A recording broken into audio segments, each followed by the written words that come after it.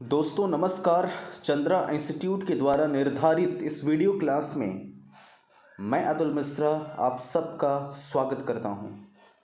दोस्तों यह practice set जीव विज्ञान से संबंधित है और इसमें जीव विज्ञान से रिलेटेड 10 महत्वपूर्ण सवाल आपके पीसीएस एग्जाम को कंसीडर किया जाने वाला है। दोस्तों सबसे पहले आपको घर बैठे कैसे तैयारी करना है इसके बारे में जानकारी प्राप्त करना है। तो घर बैठे कैसे तैयारी करें उसके 3 स्टेप्स जो हैं वो आपके सामने ये दिखाई दे रहा है। पहला स्टेप है कि आपको प्ले स्टोर में चंद्रा इंस्टीट्यूट इलाहाबाद डाल करके सर्च करना है और सर्च करने पर चंद्रा इंस्टीट्यूट का एक एप्लीकेशन आएगा जिसमें वागेश सर की फ़ोटो लगी हुई होगी। दूसरे स्टेप में आप खुद उस जो है एप्लीकेशन में आईडी पासवर्ड या अपना रजिस्ट्रेशन कर सकते हैं और तीसरे स्टेप में आप कोर्स को खरीद सकते हैं, कोर्स को परचेज कर सकते हैं। और यहाँ पर एक बेहतरीन सुनहरा मौका आपके सामने ये है कि कोचिंग के द्वारा वर्तमान समय में आपको 25% का डिस्काउंट दिया जा रहा है और जल्दी से जल्दी लाभ उठाइए। तो आते हैं सबसे पहले अपने प्रश्नों के कलेक्शन पर। पहला प्रश्न आपके सामने ये है। पहला प्रश्न ये है कि निम्न में से किसे आनुवंशिकी का जनक कहा जाता है, यानी कि किसे फादर ऑफ जेनेटिक्स कहा जाता है। बड़ा ही फेमस प्रश्न, इसका उत्तर आप सबको पता है।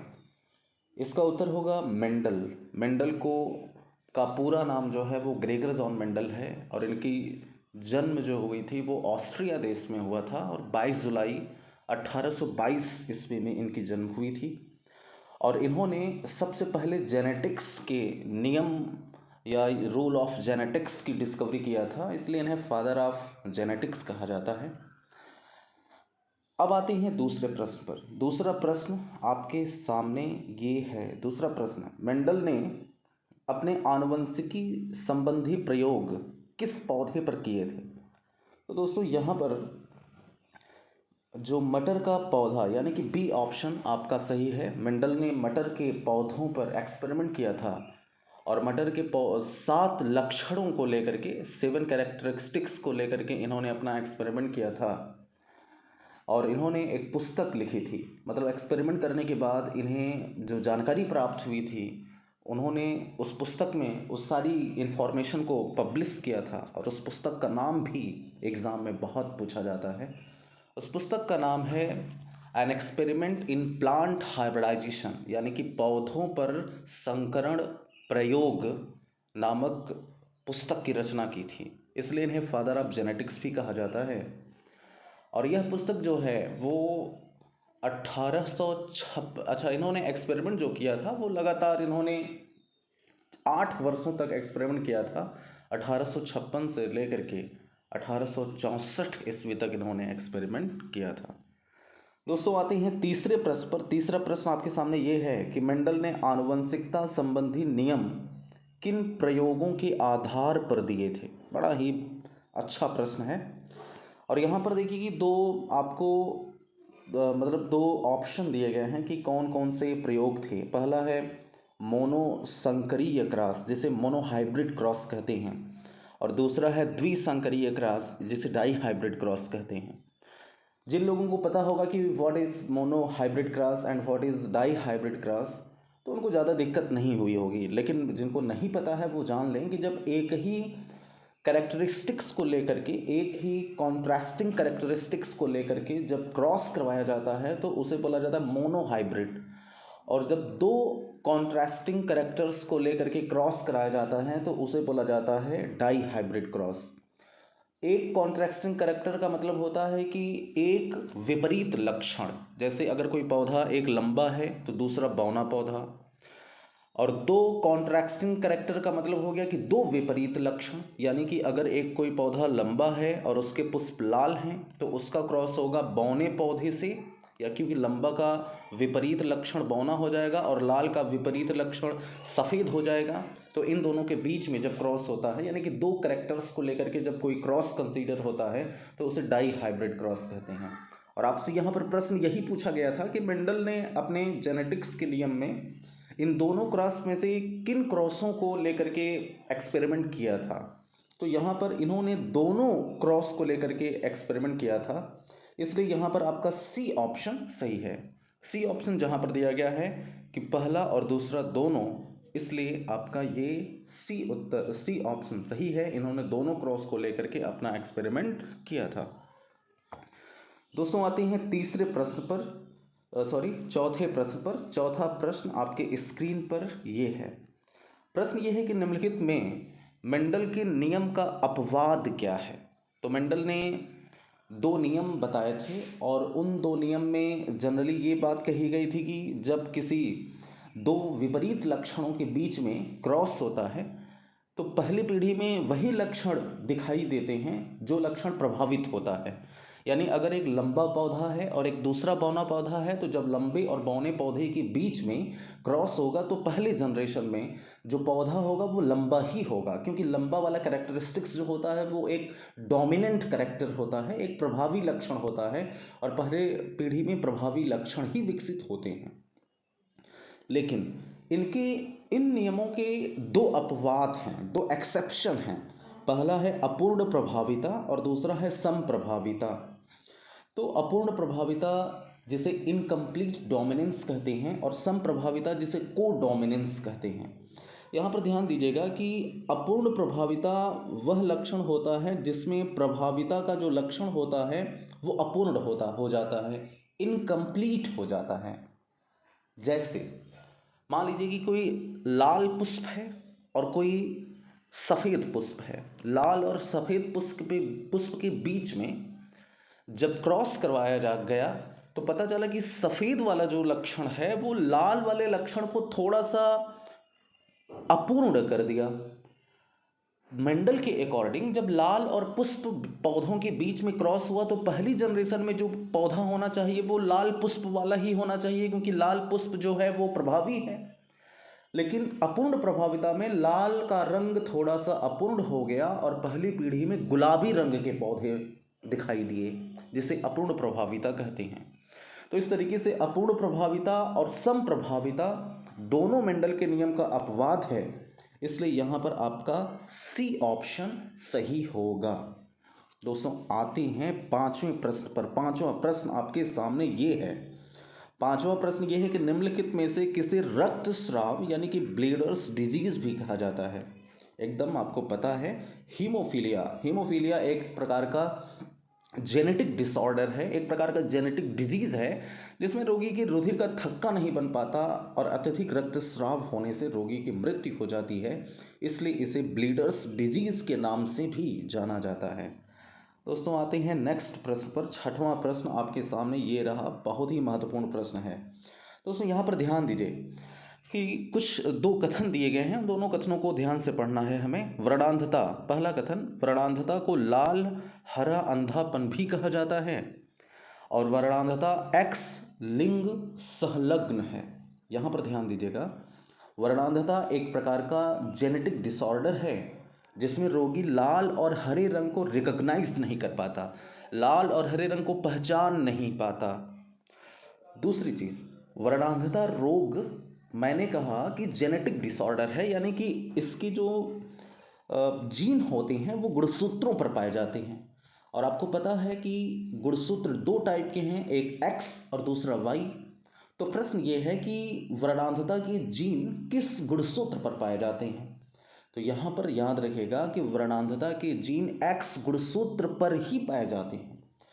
दूसरी चीज यहां पर याद रखिएगा कि मोस्टली जितने भी जेनेटिक डिसऑर्डर हैं, जितने भी आनुवंशिक रोग हैं, उन सारे रोगों के जीन एक्स गुणसूत्र पर ही पाए जाते हैं, और एक्स गुणसूत्र पर इन रोगों के जीन पाए जाने से पुरुषों को बहुत अधिक नुकसान और महिलाओं को बहुत अधिक फायदा होता है। पुरुषों में केवल एक एक्स गुणसूत्र होता है, इसलिए पुरुषों में आनुवंशिक रोग होने की संभावना बहुत अधिक होती है। महिलाओं में दो एक्स क्रोमोसोम होता है, इसलिए महिलाओं में आनुवंशिक रोग होने की संभावना पुरुषों की तुलना में कम होती है। तो यहाँ पर प्रश्न था कि मतलब ऑप्शन दिया गया है कि उपरोक्त में से कौन से कथन सत्य हैं। तो पहला कथन, वर्णांधता को लाल हरा अंधापन भी कहते हैं, ये भी सही है, और इसके जीन एक्स गुणसूत्र पर पाए जाते हैं, अर्थात ये एक्स लिंग संलग्न है, इसलिए यहां पर आपका सी ऑप्शन सही है। दोस्तों आते हैं 7वें प्रश्न पर। 7वां प्रश्न आपके स्क्रीन पर ये है। 7वां प्रश्न है कि निम्नलिखित में से किस रोग को डाल्टोनिज्म या प्रोटॉन दोष भी कहते हैं? तो बिल्कुल कलर ब्लाइंडनेस यानी कि वर्णांधता को डाल्टोनिज्म या प्रोटॉन दोष के नाम से भी जाना जाता है। दोस्तों आठवां प्रश्न ये है कि निम्नलिखित में से किसे मंगोली जड़ता मंगोलाइड इडियोसी भी कहा जाता है? एकदम यहाँ पर 4 सिंड्रोम दिए गए हैं। सिंड्रोम का मतलब होता है कि आपको पता है कि मनुष्य में 46 यानी कि 23 जोड़ी गुणसूत्र होते हैं और इन 23 जोड़ी में से 22 जोड़ी यानी 44 गुणसूत्र स्त्री और पुरुष में समान होते हैं, जबकि एक जोड़ी यानी 2 गुणसूत्र स्त्री और पुरुष में अलग अलग होते हैं। अगर ये XY है तो वो पुरुष है और अगर ये XX है तो वो महिला है। यानी कि ओवरऑल नॉर्मली सभी मनुष्यों में 46 गुणसूत्र ही होते हैं। लेकिन सिंड्रोम में होता क्या है कि कभी कभी गुणसूत्रों की संख्या में परिवर्तन हो जाता है, कभी कभी गुणसूत्रों की संरचना में परिवर्तन हो जाता है। गुणसूत्रों की संख्या में परिवर्तन होने का मतलब कभी कभी 46 से गुणसूत्र 47 हो जाए या कभी कभी एक गुणसूत्र कम होकर के 46 से 45 हो जाए। तो एक नए कैरेक्टरिस्टिक्स का डेवलपमेंट होता है और उस नए कैरेक्टरिस्टिक्स को हम लोग सिंड्रोम के नाम से जानते हैं। यहाँ पर ये डाउन सिंड्रोम आपका उत्तर सही है। इन सारे सिंड्रोम का जो नॉमेनक्लेचर किया गया है वो उनके डिस्कवरर के अकॉर्डिंग किया गया है। डाउन सिंड्रोम की खोज डाउन्स नामक वैज्ञानिक ने, लंगडन डाउन नामक वैज्ञानिक ने किया था। और इसमें होता क्या है कि 21वीं जोड़ी के गुणसूत्र में, याद रखिएगा ये सवाल बहुत पूछा जाता है कि 21 जोड़ी के गुणसूत्र में यानी कौन से पेयर में गुणसूत्र ज़्यादा होता है। इसमें या अभी मैंने कहा ना गुणसूत्र ज़्यादा या कम, लेकिन डाउन सिंड्रोम में गुणसूत्र ज़्यादा हो जाता है और किस पेयर में, 21वें पेयर में ज़्यादा हो जाता है, जिससे मनुष्य में गुणसूत्रों की संख्या 47 हो जाती है और व्यक्ति मंद बुद्धि का होता है, इसलिए इसे मंगोली जड़ता या नेपालियों या मंगोलों की तरह दिखता है, और जड़ यानी मूर्ख होता है इसलिए इसको मंगोली जड़ता डिजीज भी कहते हैं। दोस्तों 9वां प्रश्न आपके सामने ये है। 9वां प्रश्न ये कहा गया है कि निम्नलिखित में से कौन सा सिंड्रोम क्रोमोसोम संख्या 13 की ट्राइसोमी के कारण होता है? यहाँ पर एक टर्म है ट्राइसोमी। ट्राइसोमी का मतलब होता है एक गुणसूत्र का अधिक हो जाना।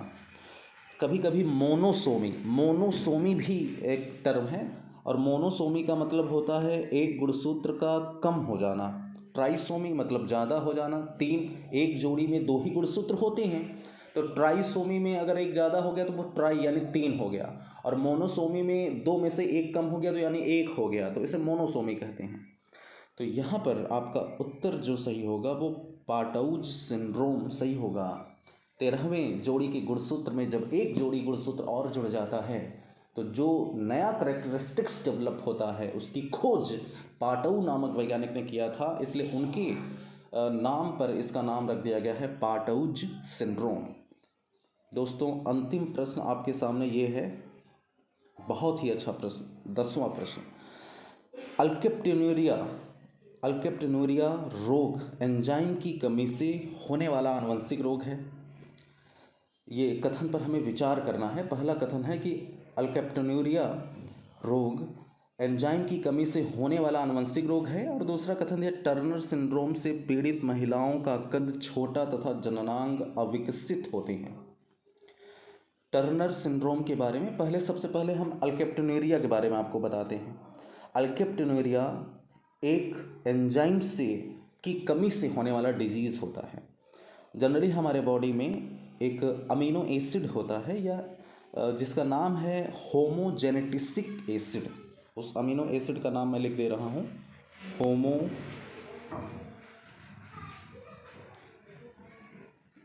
होमोजेनेटिसिक एसिड। इसकी विखंडन हमारे बॉडी में एक एंजाइम के कारण होता है। लेकिन जब हमारे बॉडी में एंजाइम नहीं होता तो यह होमोजेनेटिसिक एसिड हमारे ब्लड में लगातार बढ़ने लगता है और हमारे जॉइंट्स में यानी कि जोड़ों में दर्द होने लगता है, यानी गठिया रोग होने की संभावना बढ़ जाती है। और इसे ही अल्काप्टेन्यूरिया डिजीज़ कहा जाता है। अब आते हैं दूसरे कथन पर। टर्नर सिंड्रोम से पीड़ित महिलाओं का कद छोटा होता है।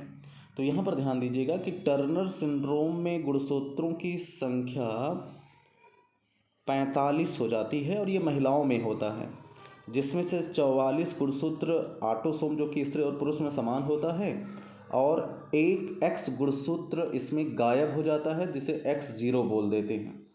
तो यानी कि 45 एक गुणसूत्र कम हो जाता है महिलाओं में, इसलिए ऐसी महिलाओं का कद छोटा होता है और इसमें ओवरी यानी अंडाशय का निर्माण नहीं होता और ऐसी महिलाएं स्टेराइल यानी कि बांझ होती हैं।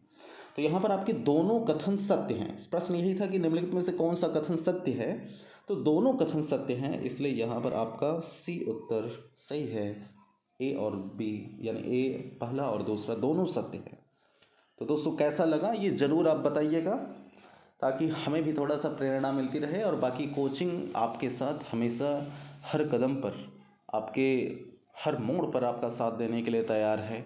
बस ज़रूरत है आपके उत्साह का। आप इस तरीके से उत्साहवर्धन करते रहिए, लाइक और कमेंट करते रहिए। कोचिंग के Chandra institute Allahabad Telegram channel को आप जो है ज्वाइन करिए और वहाँ पर अत्यधिक लाभ उठाइए। यूट्यूब को सब्सक्राइब करिए, वहाँ से भी आपको नोटिफिकेशन मिलता रहेगा। हर समय पर हर सब्जेक्ट का एक बेहतरीन प्रैक्टिस सेट कोचिंग के द्वारा इस समय आपको प्रोवाइड किया जा रहा है। Thank you so much.